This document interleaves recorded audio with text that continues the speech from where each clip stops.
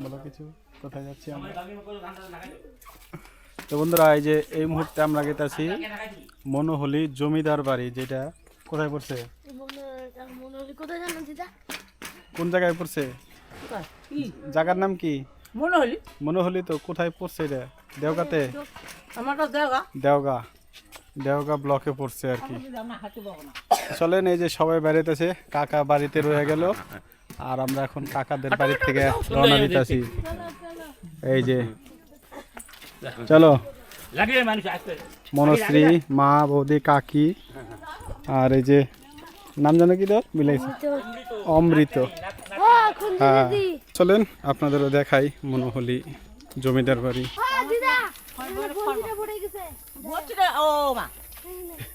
বসি পড়ে গেছে, মাছ ধরার নিকে বসি বসি পাইতে থুয়ে ওই মাঠে গেছে, তারপরে দেখে আহা দেখে বসি নিয়ে গেছে গা মাছে,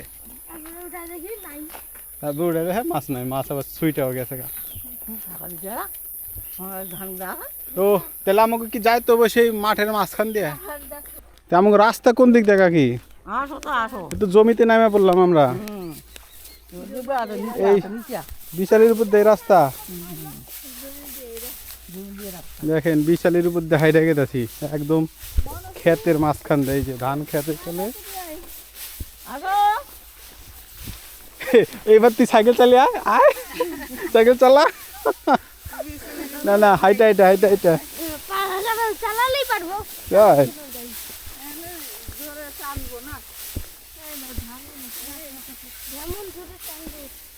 এই দেখেন, একটা গাছ আমান এলাকার মাঝখানে একটা গাছ দাঁড়িয়ে আছে, আর এখানে দুইটা। মাঠ ঘাট পার করে আমরা যাইতেছি জমিদার বাড়ি। বন্ধুরা অবশ্যই লাইক, শেয়ার, সাবস্ক্রাইব করে দেবা। সবার পিছনে মনশ্রী পড়ে গেছে। এখানে কি জ্বর আইছিল নাকি কাকি? ক্ষতি হয় নাই?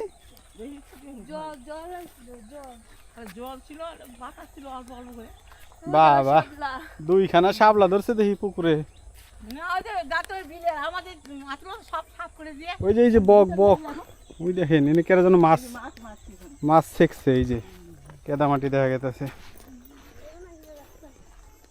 এই যে কি মাছ আছে? ওই যে মাছ দুধ দিল না, কাঁকড়া কেত আছে এটা? এই জায়গায় মাছ আছে এই জলে।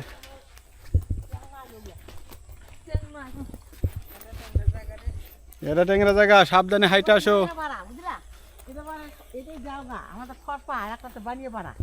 হ্যাঁ, এটা কি কি কি? খরপা, এটা বলে খরপা। আচ্ছা, এটা দেওগা, ওটা নাহেরা পাড়া, আর একটাতে বানিয়ে পাড়া। ও একটা পাড়া নিয়ে আমাদের দেওগা। আচ্ছা, তার মানে 4টা পাড়া নিয়ে দেওয়া হইতাছে, তাই তো? হ্যাঁ হ্যাঁ, বাহ।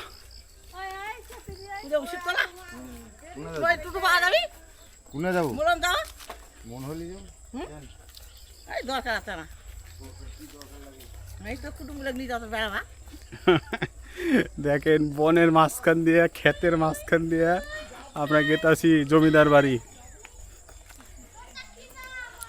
মনোহলি জমিদার বাড়ি, এটা আপনার গুগল লোকেশনে সার্চ করলেও পাওয়া যাব।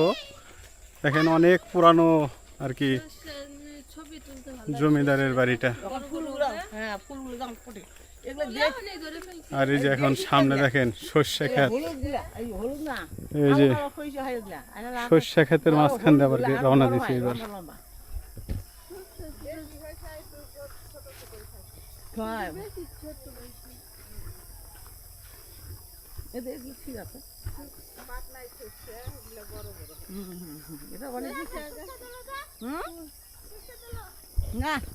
সর্ষে তোলো তোলো, এই সাইকেল পরে গেল রে, পরে গেল।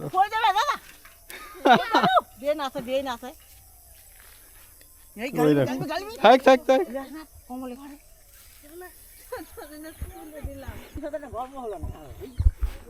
হ্যাঁ, বললা যাবে না? আচ্ছা, বললা গেলেই তো গল্প হবে। আরে দেখেন, মনুষ্য সবার লাস্টে। মনুষ্য হাঁটতে পারছে না, চলো তাড়াতাড়ি, দৌড় দাও দৌড় দাও। হ্যাঁ, তো বন্ধুরা এই যে আমরা এখন পাকা রাস্তায় উঠে পড়ছি, আর একটু সামনে যাব, সামনে গেলে আর কি টোটো পাওয়া যাবে, তো টোটো করে আবার যাব সেইখানে। এই দেখেন বেলা দেখেন অনেকটা নিচে নেমে গেছে, প্রায় 4টে বাজে যাইছে এখন।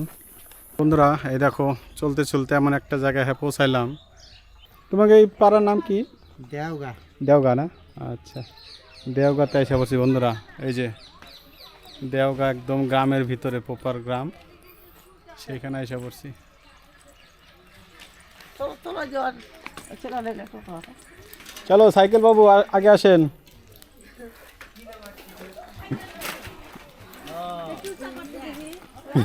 ওর সাইকেল হচ্ছে ঘোড়ার মতো চলে, চলতে চলতে লাফে ওঠে। হ্যাঁ এই যে এখন ঘোড়ার মতো লাফ দেবে একটা, ওই যে লাফ দিল। ধান নিয়ে আসলেন মাঠে থেকে? ও এইভাবে নিয়ে আসেন? ভ্যানে করে নিয়ে আসলেও তো হয়। ও আচ্ছা আচ্ছা। এই দেখেন কাছাকাছি বাড়ি তো, মানে বাড়ির পাশে আর কি, এই যে মাঠের থেকে সব ধান কাটে নিয়ে আসে, এই যে এইভাবে নিয়ে গেছে বাড়িতে। আর এই সাইকেলের নাম কি? জেড X10R সাইকেলের নাম। দেখেন বন্ধুরা, স্কুলে সবুজ সাথী সাইকেল নাম দিছে হলো জেড X10R। আর দাদু সাইকেলের নাম কি? KTM Duke 319 KTM Duke 19। 319 কোনটা ভালো? এটা না ওটা? হ্যাঁ কোনটা ভালো? এটা ওটা শুধু একটা ডিশটা ভালো, এটা ডিশটা খারাপ। আর ওটা ডিশে এত বেশি চলে আসে। KTM ভালো লাগে না? KTM Duke।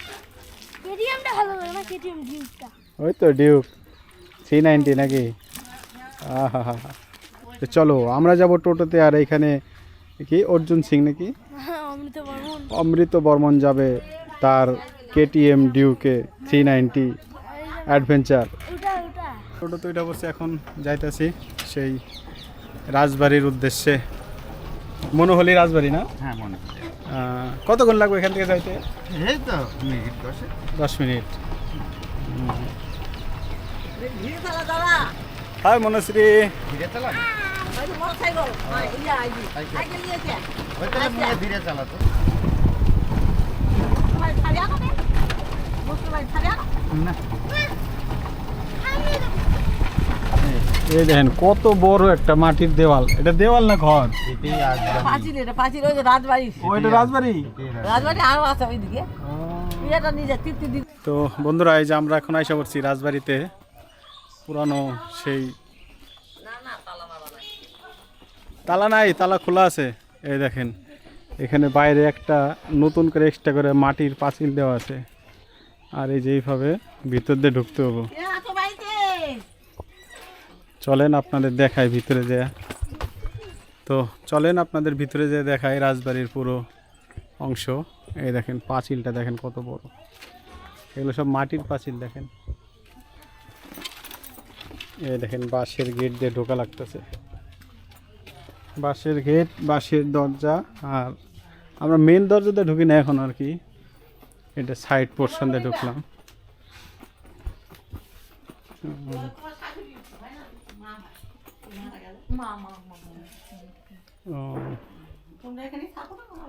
না আমার তো বিয়ে হয়ে গেছে কলকাতায়, আমি ওখানেই থাকি। এই এখানে ও দিদি কি এই রাজবাড়িরই? হ্যাঁ হ্যাঁ লোক? আমি এবারই মেয়ে। আচ্ছা মেয়ে। আচ্ছা দিদির নাম কি? মায়া চক্রবর্তী। মায়া চক্রবর্তী। আচ্ছা দেখেন বন্ধুরা, আমরা এই মনোহলি রাজবাড়ির এই দিদির সাথে দেখা করে খুবই ভালো লাগছে আর কি। দিদি এই রাজবাড়িরই জমিদার বংশের মেয়ে আর কি। তো দিদিদের বাড়িটা এখন আর কি দেখবো, তো চলেন আপনাদেরও দেখাই। তো দিদি এখন কোথায় থাকছেন? আমি এখন কলকাতায়। কলকাতায় থাকছেন? আচ্ছা আচ্ছা, দিদিরা এখন কলকাতায় থাকছে আপাতত, এখন আর কি ঘুরতে আসছে দিদি এখানে। ঠিক আছে দিদি, একটু ঘুরে দেখে আসি। হ্যাঁ আচ্ছা, তো চলেন এদিকে দেখাই আপনাদের। ক্যামেরা করো তাহলে ভালো হবে। এই দেখেন এগুলো সব বহু পুরানো আর কি। বহুদিনের পুরানো সেই আর কি রাজবাড়ি। আর এই জায়গায় দেখেন ভিতরে কবুতরে বাসা করছে আর কি। এক একটা প্রাচীন দেখেন, দেওয়াল দেখেন, পিলিয়ার, পুরোটাই গেট বন্ধ করা আছে, ভিতরে ঢোকা তো আর সম্ভব না, তো বাইরে থেকে আর কি দেখতে হবে এটুকা।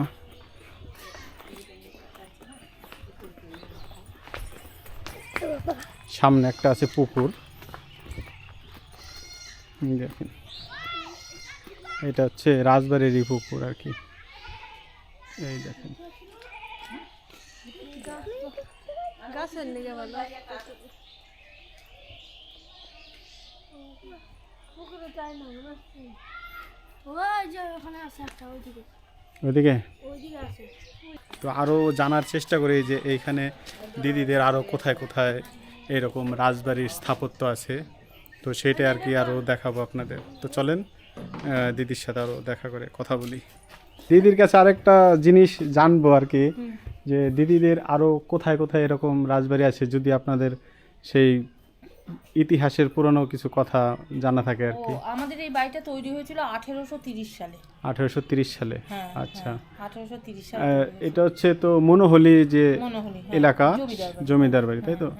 এর মধ্যে কি আরেকটা বাড়ি আছে, জমিদার বাড়ি আরেকটা আছে না? এটা সুরেশচন্দ্র বন্দ্যোপাধ্যায় করেছিল, আর ওইটা যোগেশচন্দ্র বন্দ্যোপাধ্যায়। আচ্ছা, তাহলে ওনারা কি ভাই? হ্যাঁ, দুই ভাই, হ্যাঁ, আচ্ছা। হ্যাঁ, হ্যাঁ। আপনি তাহলে কি ছোট ঘরের না, মেয়ে? বড়। বড় ঘরের, আচ্ছা আমাদের এটা তৈরি হয়েছিল 1830 সালে। আমরা অরিজিনাল হচ্ছে বর্ধমানের লোক। আচ্ছা আচ্ছা বর্ধমানের মহারাজা দিনাজপুরের মহারাজার কাছে কিছু হিউম্যান রিসোর্স চেয়েছিল এখানটা ডেভেলপমেন্টের জন্য। আচ্ছা তখন আমাদের পূর্বপুরুষকে এখানে পাঠানো হয়। তখন যখন আসে তখন দেখে পুরো জঙ্গলে ঘেরা আচ্ছা আচ্ছা একটা পরিবার বাস করতো, তারা এখানে ডাকাতি করে খেত।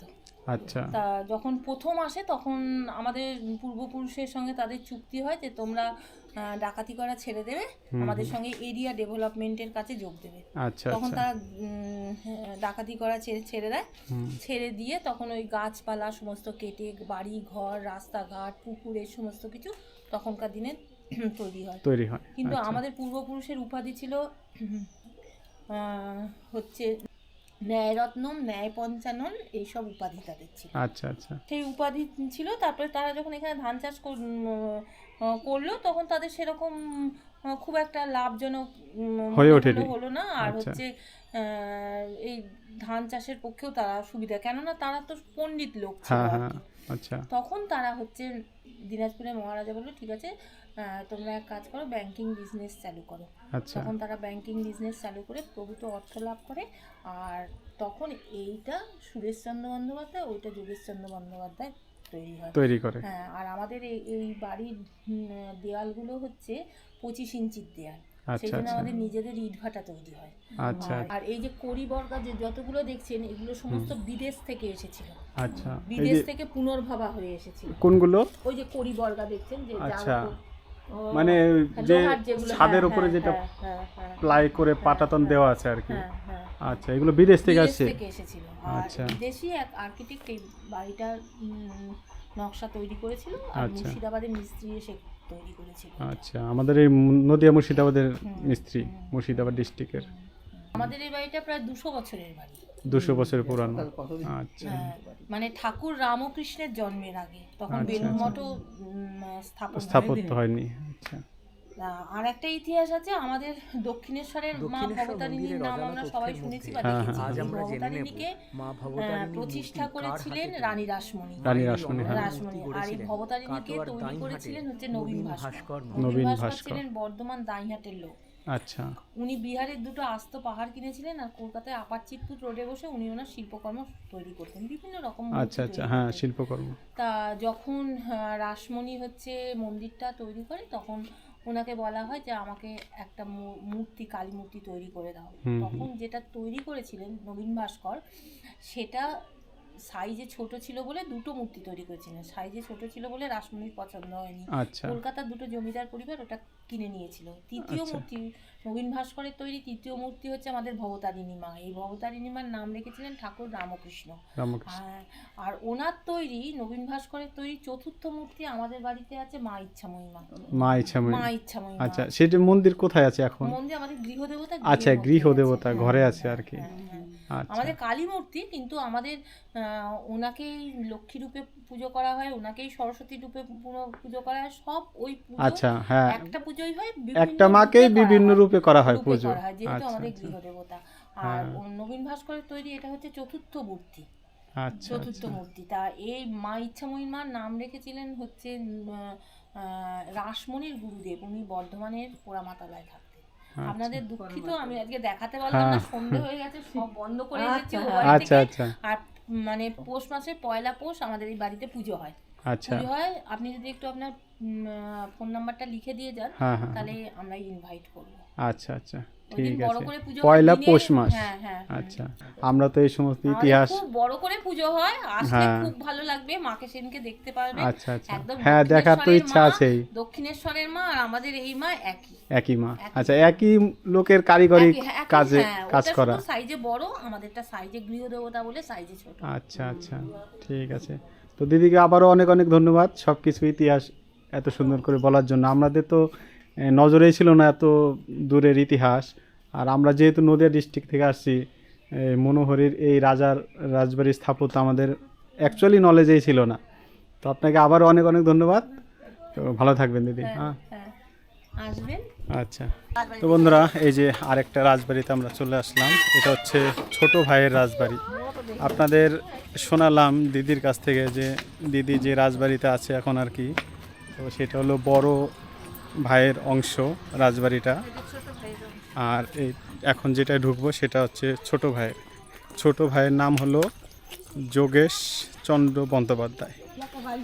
তো চলেন এখন এই যে দেখায়, দেখেন পাশাপাশি একটা আছে, ওইটা আপনাদের দেখালাম আগের বাড়িটা, আর এটা হচ্ছে পরের বাড়িটা। এদিক দিয়ে তো ঢোকা লাগবে। হ্যাঁ দেখলাম না তোমাদের বাড়ি। তো এদিক দিয়ে ঢোকা লাগবে তো এটা এদিকে। আচ্ছা দেখেন এইটা হচ্ছে একটা গেট, তো এইটা দিয়ে ঢুকবো আর কি। না এটা দিয়ে না, এটা আর কি এটা কি? এটা জানি না। এটাই গেট ছিল কিন্তু একটা গেটটা আটকা এখন। এটা ঢোকা যায়। এটা দিয়ে তো এই দেখেন এটা আটকা। হ্যাঁ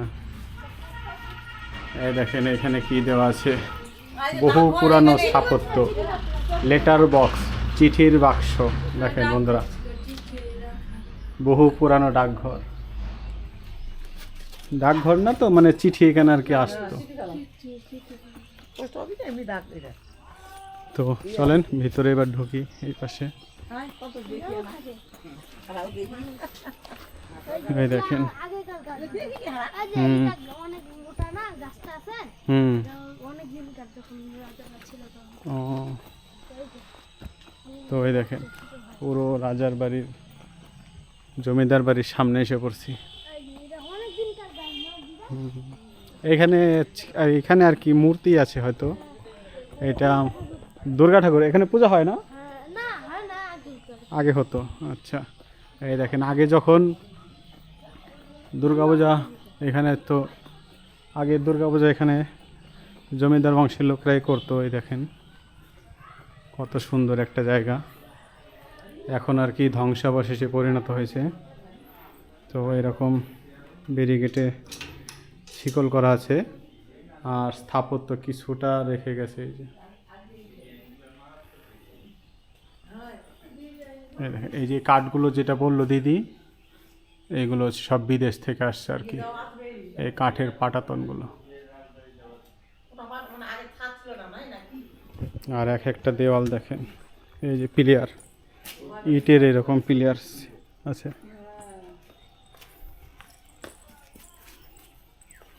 তো বাড়িটা এটা দুইতলা আছে না, দোতলা বাড়ি দেখেন।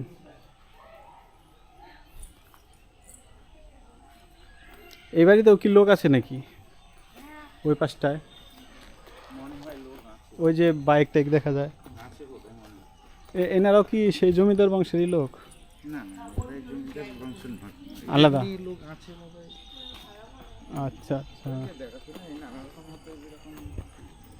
ও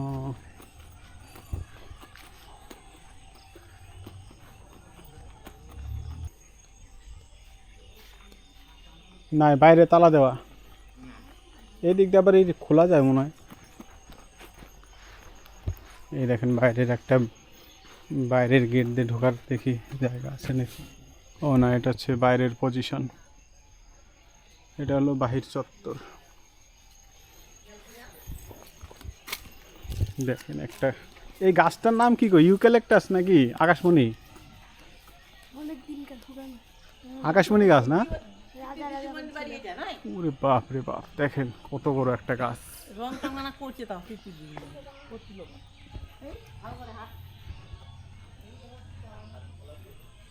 মোটা আছে, হুম, মোটা আছে। মোটা ও, একজনও ধরতে পারে না। এই দিক দিয়ে তো মন্দিরে যাওয়া যাবে না, এই দিক দিয়ে? হ্যাঁ হ্যাঁ ওই দিয়ে যা, আসো আচ্ছা। আসো মন্ত্রী। তো বন্ধুরা, এইটা হলো দেখেন বড়, এটা হলো ছোট ভাইয়ের বাড়ি আর কি, যোগেশচন্দ্র জমিদার যোগেশচন্দ্রর বাড়ি। আর পাশেরটা যেটা দেখালাম ওটা হচ্ছে জমিদার সুরেশচন্দ্রর বাড়ি। আর পাঁচিলগুলো দেখেন, এই দেখেন এখনও সেই মাটির পাঁচিল এদিকে ব্যবহার করা হয়েছে, দেওয়া আছে আর কি। আর এখানে একটা কালী মন্দির আছে, সেটা আপনাদের দেখাবো। দুর্গা মন্দির না? আচ্ছা, তো চলেন দুর্গা মন্দিরটা দেখাই আপনাদের। বট গাছে দেখেন পুরো শেকড় গজিয়ে গেছে আর কি। আর এই যে এখানে হলো দুর্গা মন্দির, মন্দিরটা দেখেন। এই দেখেন আপনাদের দেখাই, এইখানেই এখানকার পাড়ার লোকজন আর কি, যেটা আর কি বারোয়ারি বলে, বারোয়ারির সদস্যরা এইখানে দুর্গা ঠাকুরটা আর কি, দুর্গা প্রতিমাটা বানায়। এই দেখেন এই ঘরটাতে পূজার আগে বানানো শুরু করে আর কি। তো পুরো কমপ্লিট করে, দুর্গা ঠাকুর বানানো কমপ্লিট করে এই জায়গাটায় পাশেই দেখেন মন্দির, এই মন্দিরে সেই দুর্গা পূজাটা করে। এই দেখেন, আর এটা হচ্ছে একদম রাজবাড়ির সামনে, জমিদার বাড়ির সামনে। এই দেখেন, আর এই গাছটাও তো বহু পুরানো মনে হয়। দেখেন কত বড় একটা বট গাছ। কাকিমা ভালো আছেন? আচ্ছা, বলছি একটা জিনিস জানতে আসলাম আর কি, যে এখানে যে পুজোটা হয় এটা আপনাদের বারোয়ারি থেকে পুজোটা হয়? আচ্ছা, আর রাজা জমিদার বাড়ির ভেতরে কোনো পুজো হয় বছরে? হয় না? না, আচ্ছা। একটা কি যেন বললো যে পৌষ মাসে একটা ঘরোয়া পুজো হয় বাড়ির ভিতরে, ইচ্ছাময়ী কালী পুজো। আচ্ছা আচ্ছা আচ্ছা, ইচ্ছাময়ী মা আছে, মায়ের পুজো হয়। আচ্ছা, সেটাই শুনলাম আর কি। ওইটা হয়, কিন্তু দুর্গাপূজা যেটা বাবুদের জমিদারদের ছিল সেটা এখানে হয় না। আচ্ছা, এটা কোন সময়টায় হয়? ওটা ধরেন কোন সময়, পৌষ মাসে না? বৈশাখ মাসও মা ফাল্গুন মাসের দিকেও দেয়, মানে যখন ওদের ইচ্ছা হয় পূজা বছরে একবার দুবার দেয়। ও আচ্ছা আচ্ছা, বছরে দুইবারও হয়? হ্যাঁ, দুইবার হয়। ওটা ওদের নিজস্ব, ওটা হ্যাঁ হ্যাঁ, ঘরোয়া পুজো বলছে। ঘরোয়া পুজো। দেখা হয়েছিল আর কি জমিদার সেই মেয়ের সাথে আর কি, এটা নাকি 6 পুরুষ আর কি চলছে। হ্যাঁ, ইচ্ছাময়ী কালী, এইগুলা জমিদার 300 বছর হলো ওগুলো বাড়ি ঘর করা। হ্যাঁ, বাড়িটা এই বলে 200 বছর হয়ে গেছে।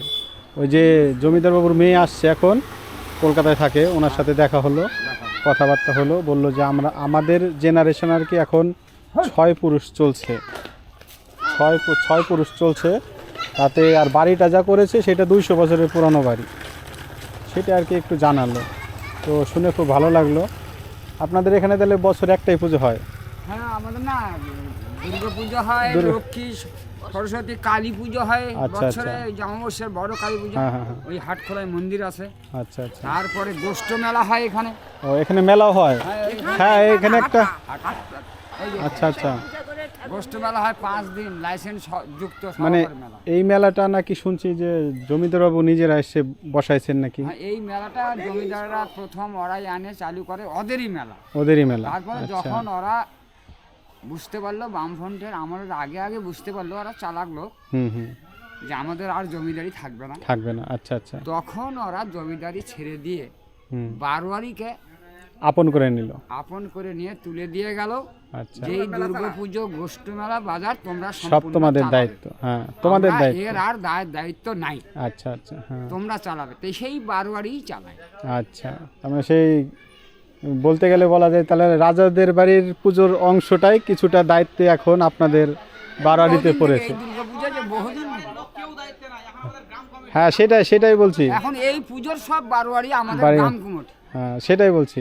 ওদের আর কোনো দায়িত্ব নেই। তো বন্ধুরা আপনারা শুনলেন যে এখন বারোয়ারির মানে এখানকার যে জমিদার আছে দুই ভাইয়ের যে পুজোটা হতো বা মেলা হতো এখানে, সেটা তো প্রথমে চালু করেছিল জমিদার বংশের লোকেরা।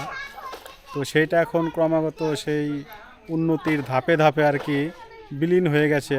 আর সেই বিলীন হওয়ার অংশটা সেটা আর কি জমিদার বাবুরা সিদ্ধান্ত করে বারোয়ারি বা গ্রাম কমিটির হাতে সেই কাজগুলো তাদের পুরোপুরি দায়িত্বটা বুঝিয়ে দিয়েছে, যে এখন থেকে তোমরাই এই পুজোগুলো করবা, পুজো বা পুরো মেলা কমিটি বা যাবতীয় যা কাজ আছে তা সেটা এখন পাড়ার লোকাল সদস্যরাই করবে দেখাশোনা।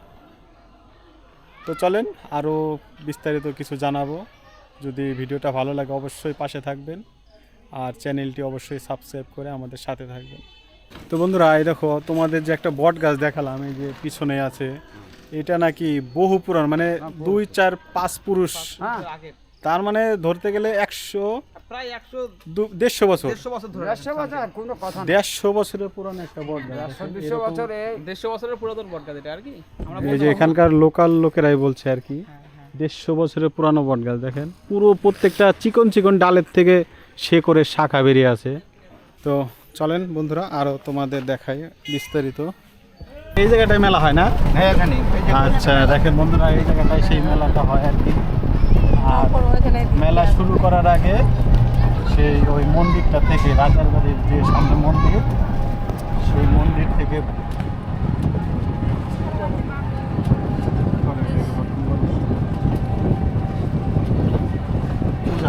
পূজা দিয়ে নিয়ে আসে।